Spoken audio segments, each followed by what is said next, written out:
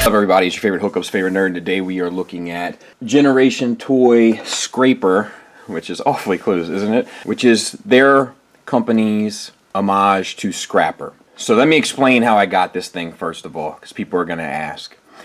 A guy named Hung hits me up on Facebook. Says he wants me to review it. Now this guy runs 215 Toys with a Z. I was a little hesitant, so I said to him, I was like, you know, I don't want this to be like a sponsorship thing. It's not really my thing, and I don't want to feel obligated to speak about the toy in a certain light. He stopped me dead in my tracks and said, it's absolutely not why I'm contacting you. I'm contacting you because I want you to critique this thing. He's carrying it at his store, and he says he wants me to do this review so that when customers contact him and ask about potential issues, he can direct them to my review. And I said, okay, so what do you want? Do you want me to do like a shout out for you? And he tried to even stop me from doing that. I said, no shout out. But because of his angle, and I respect the way he does business, I bought from 215 Toys before. I said I'd give him a shout out, and I didn't really want to hear anything about it. So shout out to him. I think that's a brave move to let a guy like me look at this thing rather than somebody else who might play by the rules. So we're going to look at this. We're going to look at this in a fairly critical eye. This is final as far as I can tell. The packaging is all final. It looks very Warbotron-esque. I'm pretty sure there's a connection there. Almost know it for sure. But whatever. But I might even be more critical because this guy specifically asked me to be critical so that he won't have any customers coming to him with problems they didn't know about. He can direct them right to my vid, which is cool. Some people didn't see that the same way. Some people wanted me to get hooked up. So a company actually sent you a toy? Yep. Send it to me to take a look at. So you're going to get these for free now? No, I told them no, that I was not for sale, that I would not be bought, that I would keep my integrity, and that I'd like to buy the figure when I had the chance to give the people an honest review. So you declined getting these toys for free? Yes. But you can't please them all. So this is the alt mode, and rolls like a champ. The tires are a rubber, but they're like a hard rubber. You know, to be honest with you, I smelled them. I can't even tell if they're rubber or a really different type of plastic finish, but I think I'm pretty sure they're rubber, but they don't feel like rubber tires from G1 like you would remember. This bit, the loader, is on a ratcheted joint here and here, and then hinges here and here, here and here, and then here and here. So fairly articulated. You can,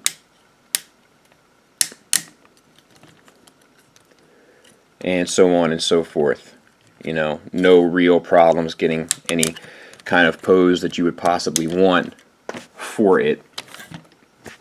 No issues there. The only issue that I have with that is I don't think there's anything you can do about it unless there was something that went through the whole piece. But you know, when you do it, sometimes like this one went further than this one, so you kind of got to play catch up with this one, which isn't a big deal. Just pointing it out. As far as the rest of the toy, the yellow and black paint on the warning stripes is done sharp as a tack. No issues there. Translucent plastic for the windows, which look good enough. I would have preferred if the windows were purple, just to kind of give them more G1 look as far as I can remember it. The gray paint here, and there, and the silver paint in there as well is all done very well as well. These little ladder bits, they come down to like climb up into the unit, but you can fold them up if you would prefer, or inside underneath, not fully flush, but definitely out of the way on both sides. And then these are all painted as lights, which is done well as well. As far as accessories, it has this gun here, which stores, and the gun itself has this handle here, which is on a hinge, which can fold up, and then the silver paint at the end. They also have these black pieces here And they're on hinges here and here, and so you can kind of pose them however you'd like, but they're not, I do feel like design-wise they're a little bit distracting, but like I said, at the same time it also gives it kind of a real world kind of feel about it, so I can definitely get behind it. Just not sure if it was totally needed, but yeah, pretty solid. Transformation-wise, we're going to do this in a montage to also critique the instructions. These side bits here, they hinge out to the side. This bottom piece flips up, separates, hinges out,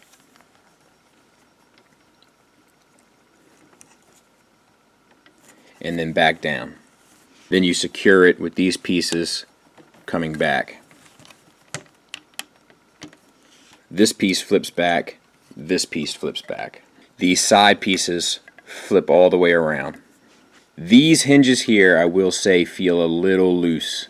They don't feel quite tolerance right, but they flip around, and this is some thin plastic here, so be mindful. Then this whole piece comes up at this hinge here, back, down, around, and secures into the bottom or the back of the vehicle. Front loader comes up. Bring these side pieces out to the side. Collapse this part the best you can, all the hinges on the front loader. Rotate these side panels at the tire around to the back.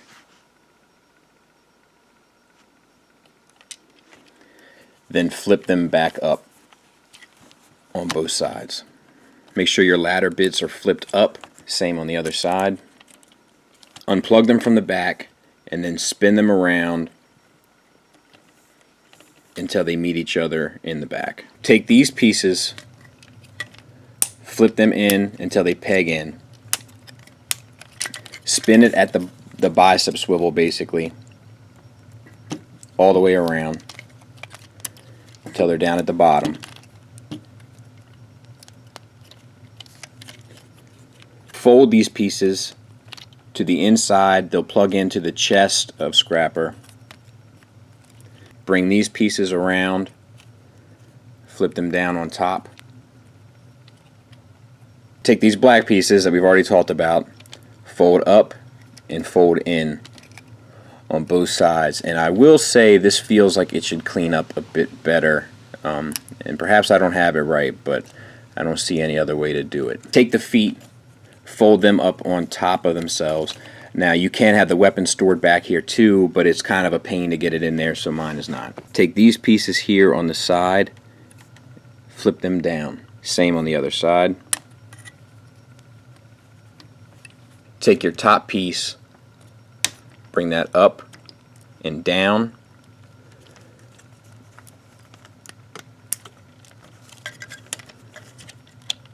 Rotate the combiner port up, and I might, that's a really hard ratchet. That might pay off in combine mode, but it's kind of a pain now, and I don't want to break this thing. But it looks very Combiner Wars-ish, doesn't it? Just engineering wise. But I'm guessing once you could peg one in there, rotate the whole piece up, give you a little bit of leverage. But I don't want to put too much strain on this thing now. This is a really tight joint. Now that might pay off in combine mode, but it's a pain to get up for right now. And there's limb mode. Articulation wise, you're going to get the rocker. You got to be careful because these pieces here have a tendency to want to flip back up just as you're manipulating it. But the rocker is going to be good enough, not extreme, but good enough. Nothing forward and back except right here. I'm not sure how that's going to pay off. And then you get like a toe tilt, and then of course you can articulate this to kind of get the stability you need. But it is solid, and it is very secure. So we shall see. And it's going to be about the size of a masterpiece car. Okay, so back to this mode. This is the way this guy comes in box, so this is the way we're going to transform him. Those of you who know me know that I always go from the way they come in packaging to their alt mode, so this is what we're going to do. Just like the other one, the first thing you want to do is get this out of the way. Then bring these front two sides out, bring the ladders out, Same on the other side. Spin them around, close them back up, fold the ladder down. Same on the other side, spin them around, fold the ladder up, plug in. Straighten the arms, rotate it so that the ladder is in line with the tire. Same on the other side. Take this piece, fold it all the way around, line it back up. Same on the other side. Take the piece at the end of the arm, unplug it, fold it up. And these are spring loaded, so they come popping out. Same on the other side. Fold these pieces up. The tires are on a double hinge, so accordion them up. Plug back in. Unplug these side bits. If I were you, I'd flip these panels up. This one too is a little loose on this hinge. And then kind of rock this whole section down.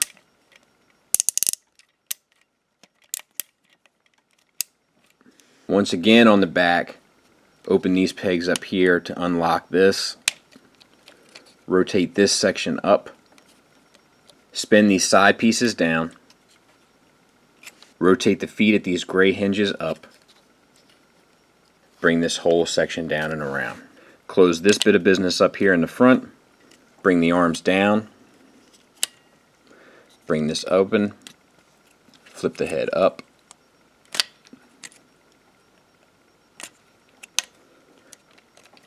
Close that back up. Take this in the back.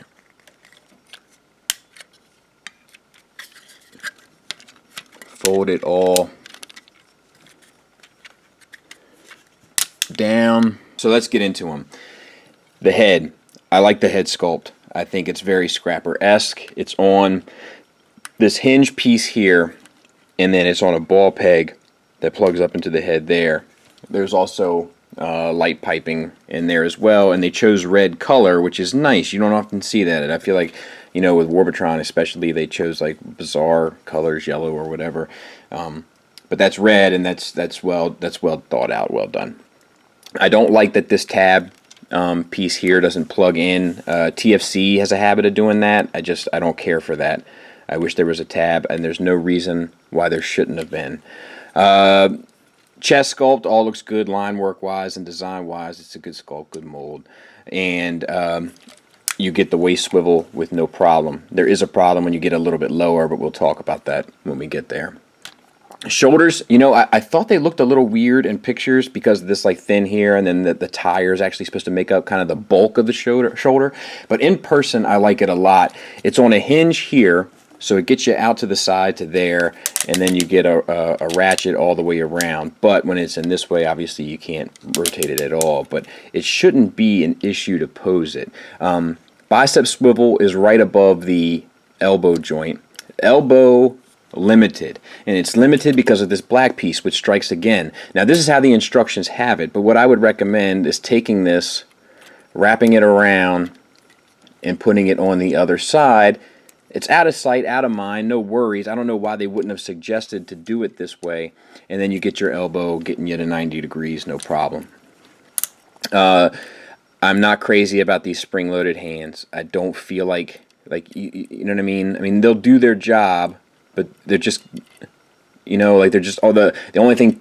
I feel like the spring could have been bigger, I guess. It could have been longer to kind of really push it up against the end.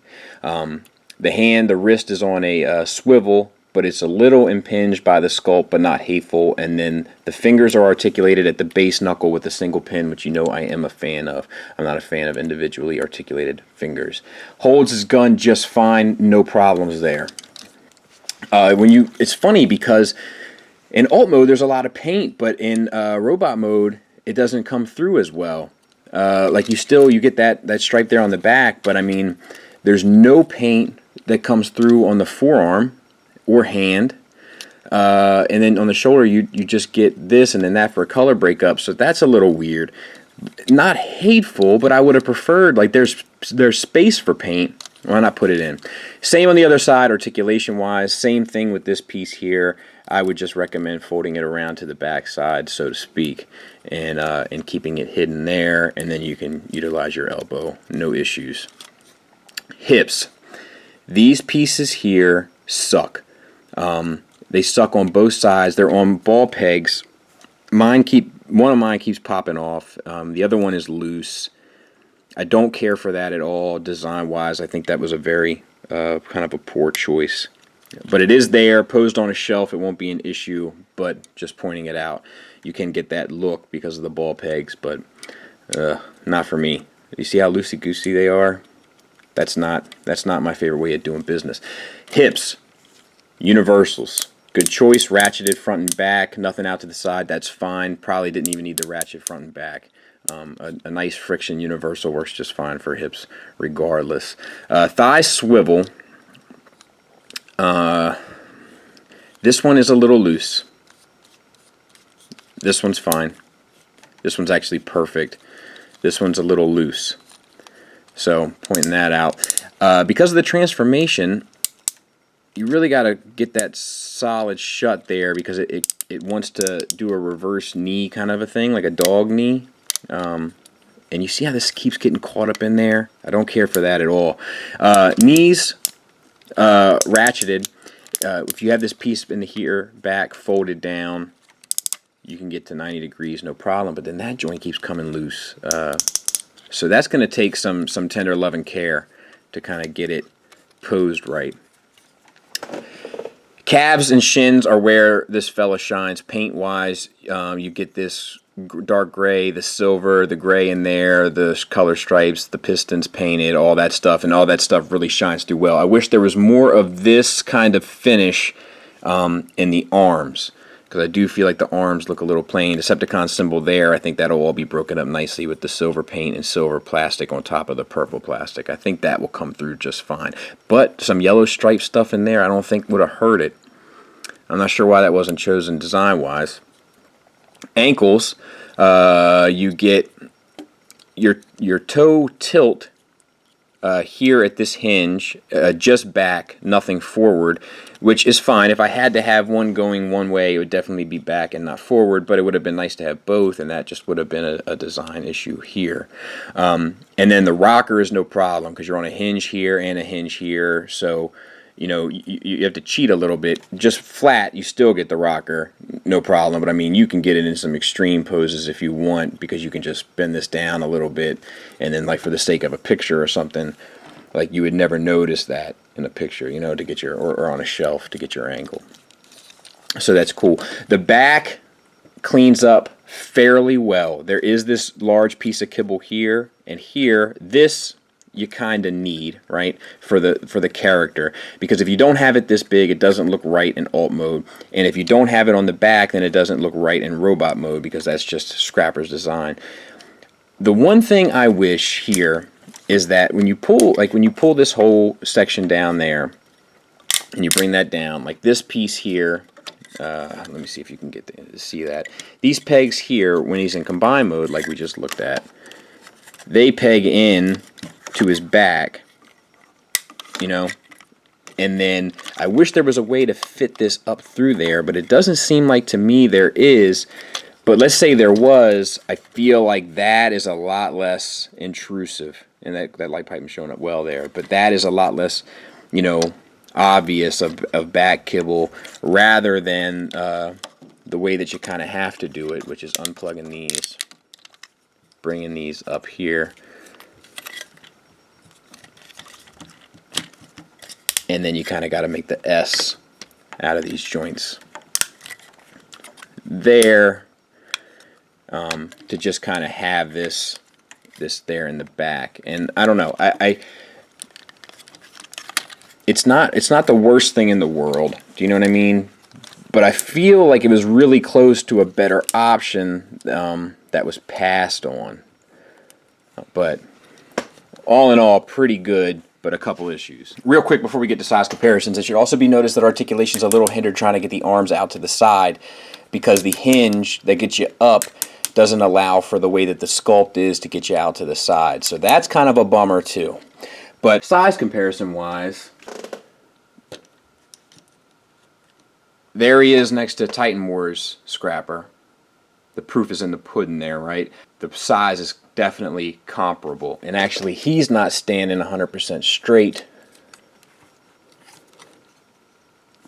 So, even more so. There he is with a Masterpiece car, a modern Hasbro Voyager, a Masterpiece Seeker, and a Warbotron Technobot. So hopefully that should give you an idea of what you're working with size-wise. There he is with Masterpiece Tiger Tracks, so feels pretty good. Okay, so let's get the negatives out of the way. First and foremost, there's some articulation issues. The shoulders are definitely not the best. Not the worst, but not the best. Stuff like this, no problem. Stuff out to the side, problem. According to official instructions, elbows are an issue, but they're easily fixed by wrapping these black pieces around to the back, which brings me to my second complaint, which is those black pieces, although cool in alt mode, probably shouldn't be there at all. They don't really serve much of a purpose rather than aesthetics in alt mode, and they tend to just get in the way with everything else. They don't seem to fit very well in combined mode, and they get in the way officially of articulation in bot mode. I could have used a little bit more vibrant color in the chest, could have used a little bit more color on the forearms. There's also some fit and finish issues. There's issues with these flaps here in the hips. How, that's not only less than stellar, that's unpleasant. These tabs here in the back, this one's fine, tolerance perfectly. This one, not so much. It's hard to come across on camera, but it's loose. This thigh swivel here, not hateful, but not perfect. You know, there's just fit and finish issues kind of all the way around. Most of those fit and finish issues are with small panel coverings, which I feel like from an engineering aspect aren't the best design either. These things here on the tire, these panels here on the back of the, like that's loose, on the back of this. These things here, they don't plug in. It's just not executed perfectly. And that's because of the design choices in terms of the panels.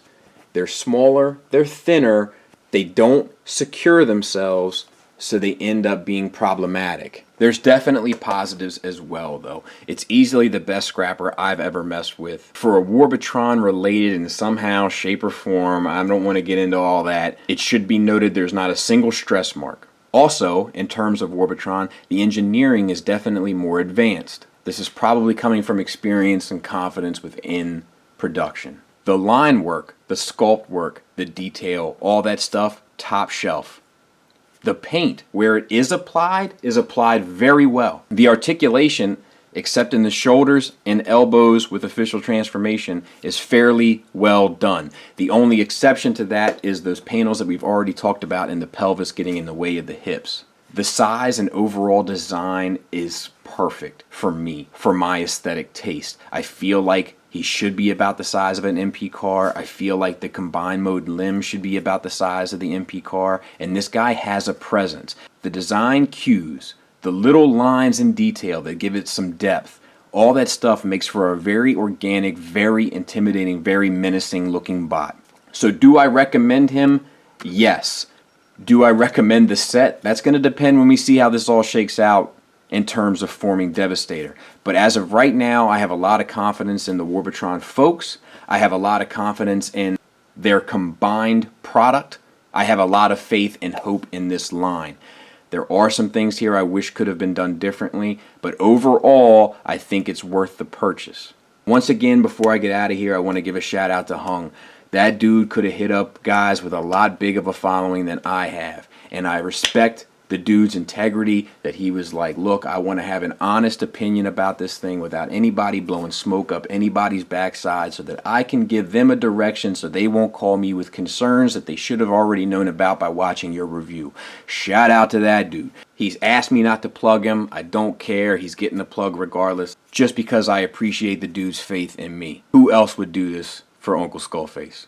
Not a whole lot of people. Plus, I think his prices pretty much beat everybody in the game. So shout out to Hung, shout out to 215 Toys. Thanks for listening, thanks for watching. Until next time, take care.